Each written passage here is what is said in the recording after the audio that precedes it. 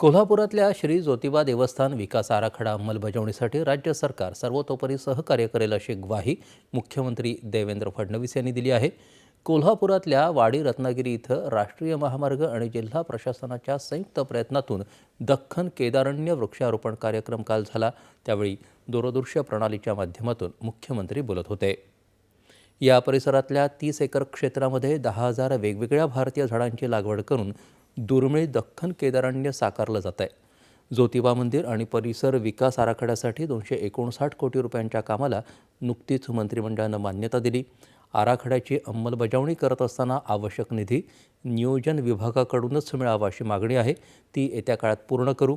विकास आराखड्याची अंमलबजावणी प्राधिकरणामार्फतच होण्यासाठी लवकरच प्राधिकरण स्थापनेलाही मंजुरी देऊ असं त्यांनी सांगितलं. केंद्रीय मंत्री नितीन गडकरी कार्यक्रमाच्या अध्यक्षस्थानी होते. कार्बन न्यूट्रल देश करण्यासाठी दख्खन केदारण्यसारखा प्रकल्पाची उभारणी महत्त्वाची असल्याचं ते यावेळी म्हणाले. या विकास आराखड्याच्या अंमलबजावणी दरम्यान ऑक्सिजन बर्ड पार्क उभारण्यात यावा अशी सूचनाही त्यांनी प्रशासनाला केली. मंत्री हसन मुश्रीफ, प्रकाश आंबेडकर, स्थानिक लोकप्रतिनिधी आणि वरिष्ठ